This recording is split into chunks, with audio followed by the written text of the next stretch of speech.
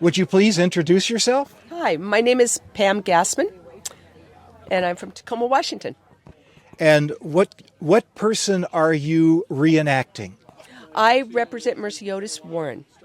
Could you please tell the audience who Mary Otis Warren was? Mary Otis Warren was one of the founding mothers. She was born in Barnstable, Massachusetts.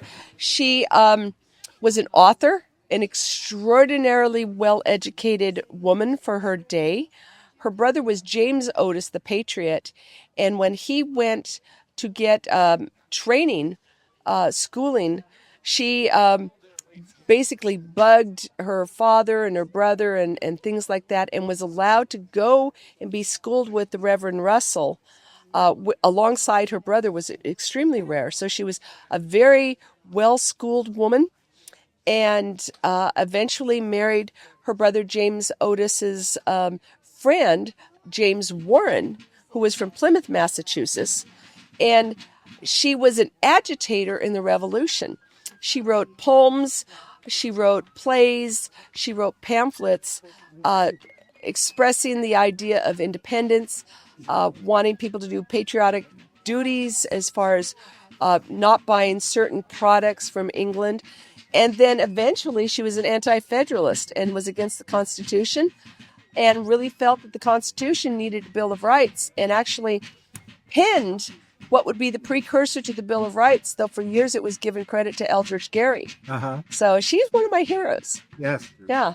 And for those in the audience who don't know who Eldridge Gary was, every time you hear the word gerrymander, it came from one of the first political cartoons that had the district that looked like a salamander.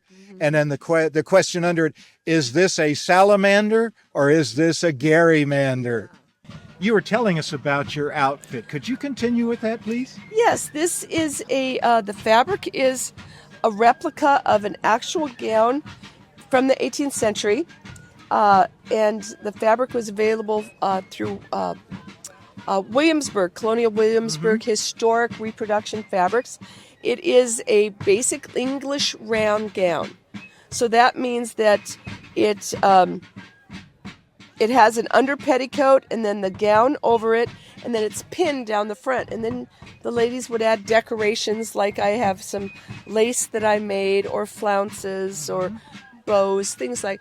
We liked a little bit of fun fluff now and then. You know, ladies in history as well as modern day ladies enjoy a nice piece of lace, things like that. So tell our viewers what you're doing now. I am spinning some blue-faced Leicester wool, and excuse me, I'm a little hoarse. There's a lot of grass and I have allergies. But I'm spinning some lovely wool.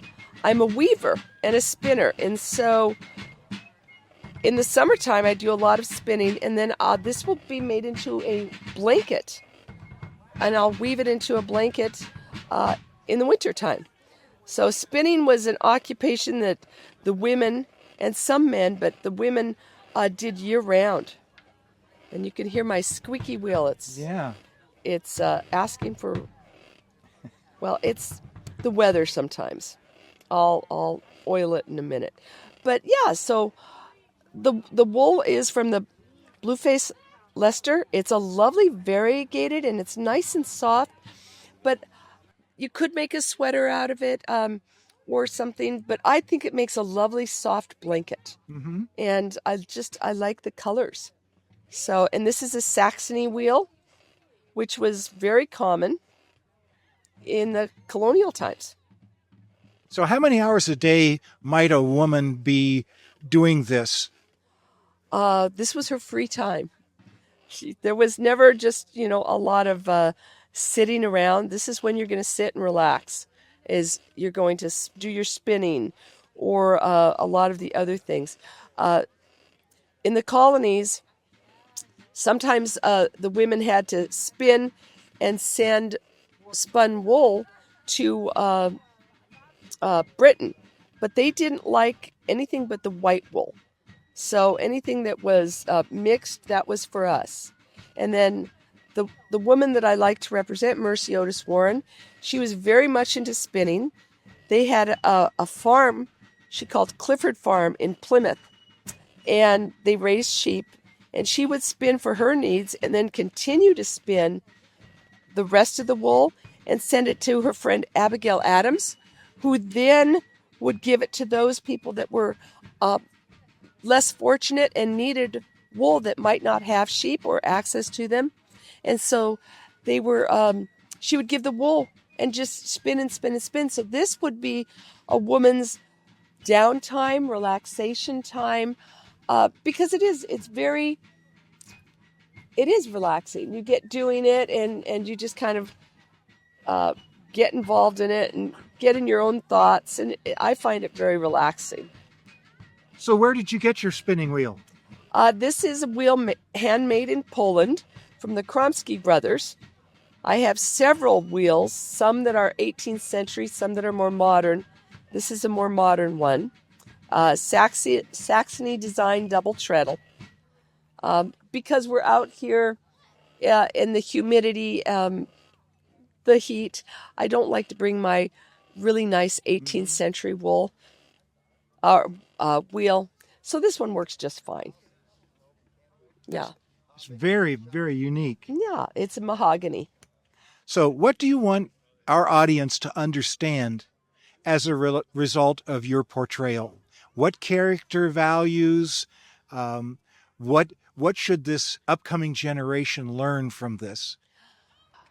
The character I portray, Mary Otis Warren, was very concerned that America, once it became a nation, would lose the virtues of revolution. And that was the noblesse, the ideas that we fought for, the ideas of unity, the ideas of virtue and seeking good government. She was very afraid of a government becoming indoctrinated with the rich and entrenched politicians.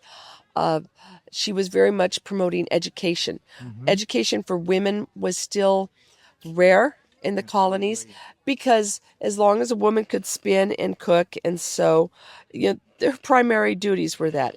And Mary Otis Warren wasn't what you would call a feminist. Mm-hmm. She had 5 sons. She was very much devoted to her family. But she felt that education was the key to being a good citizen, a capable parent, and that people within the community needed to be involved. Mm-hmm. That liberty and the fight for liberty is a fragile thing, and it can be lost at any time. So I guess the takeaway I would like to give, especially with people who come here and look at these things, is that still liberty is a fragile thing, and we need to learn our history so we appreciate where we've come from, because then we can see how important is where we need to go and move forward in a positive manner.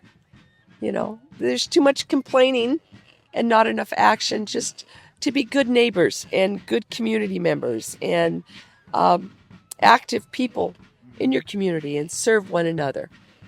Well, as John Adams' wife Abigail told him, and he didn't listen, don't forget the women. Remember the ladies. Remember the ladies. Absolutely. Well, thank you so much for taking the time out today for a visitation, and we wish you well. My pleasure. Thank you. You're very, very welcome. Have a good day.